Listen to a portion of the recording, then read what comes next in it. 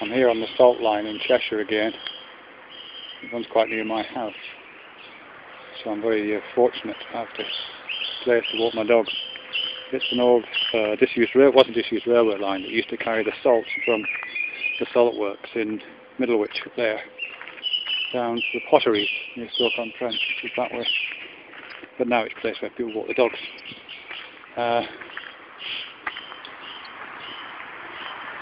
What's interesting about, well, there's lots of interesting things actually about this walk. But one of the things I find in this walk, and I find interesting, is that sometimes when I'm going for a walk, I get to a certain point in the walk and I'm reminded of the same thing each time, or the same kind of thought occurs to me each time. It's a bit like walking through one of those memory palaces that probably the Greeks used. I think they were used in medieval times as well, kind of mnemonic devices. You would imagine an environment, a palace perhaps, and you would have this your imaginary palace in your mind, and then you could use that imaginary architecture as a space to remember the things by. So if you need to remember a particular set of events or a particular set of names and places and people and objects, you would place these around this imaginary palace in your mind and then take a walk through it, and it would help you to organise your thoughts and also aid recall. So and I find that with this walk sometimes. Yeah, I'm still making this video, and it's about I was talking about memory palaces, and I was talking about the fact that when I walk along these places with dogs, certain points in the walk sometimes trigger ideas and thoughts that I've had before at this point. I was interrupted then because my wife just called me on this phone that I used to make these videos with.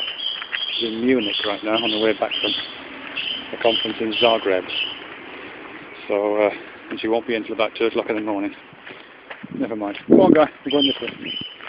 But back to this idea, to these memory palaces and memories. And what's the reason why I mention that is that the last time I was on a walk at this point, and about this time as well, I think, of the day, maybe that's significant, I was thinking about light, and I was thinking about light and consciousness, and how light often stands in as a metaphor for consciousness, or a metaphor for some other kind of cognition, particularly what's sometimes thought of as a kind of higher powered or higher level of consciousness, a higher level of cognition.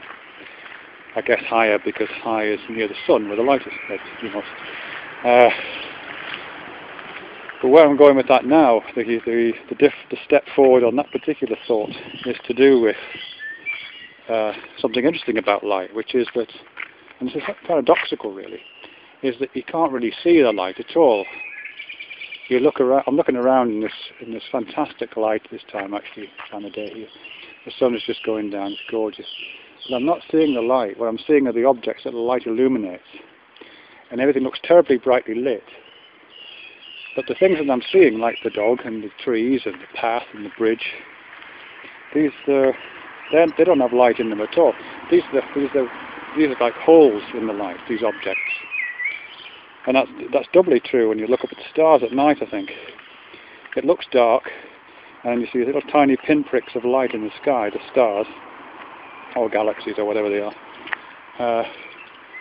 But when you look to those lights, what you're seeing is exactly where the light isn't.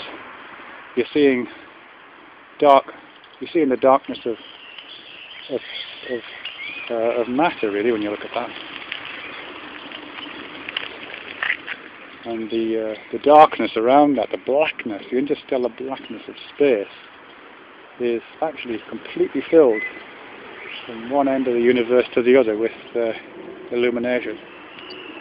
And all this stuff here, this stuff that my arms are waving around in, this is where the light is, and my arm is the dark thing, really, where the light isn't.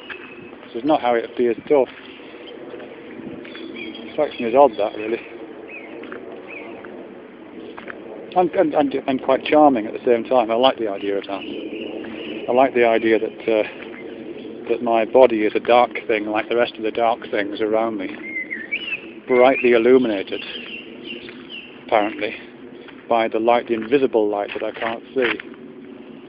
And that perhaps one day when my body rots into the ground, the light will kind of pour through the gaps